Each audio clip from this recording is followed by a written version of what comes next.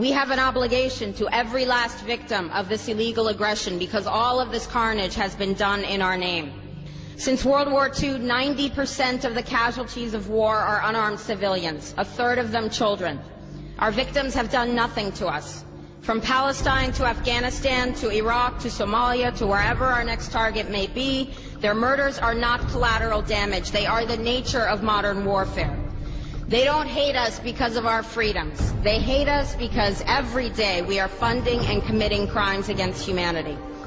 The so-called war on terror is a cover for our military aggression to gain control of the resources of Western Asia. This is sending the poor of this country to kill the poor of those Muslim countries. This is trading blood for oil. This is genocide, and to most of the world, we are the terrorists. In these times, remaining silent on our responsibility to the world and its future is criminal. And in light of our complicity in the supreme crimes against humanity in Iraq and Afghanistan and ongoing violations of the UN Charter and international law, how dare any American criticize the actions of legitimate resistance to illegal occupation? Our so-called enemies in Afghanistan, Iraq, Palestine, our other colonies around the world, and our inner cities here at home are struggling against the oppressive hand of empire, demanding respect for their humanity.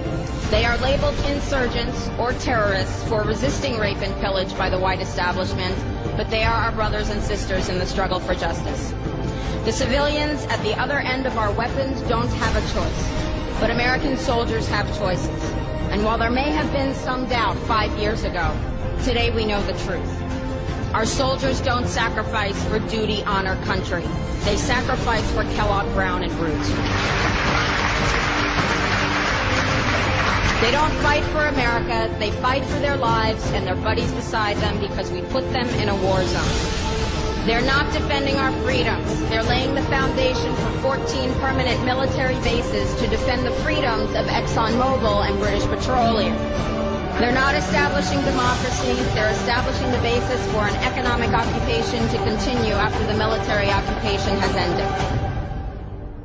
Iraqi society today, thanks to American help, is defined by house raids, death squads, checkpoints, detentions, curfews, blood in the streets, and constant violence.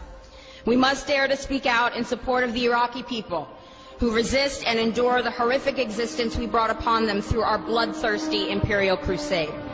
We must dare to speak out in support of those American war resistors, the real military heroes who uphold their oath to defend the Constitution of the United States against all enemies, foreign and domestic, including those terrorist cells in Washington, D.C., more commonly known as the legislative, executive, and judicial branches.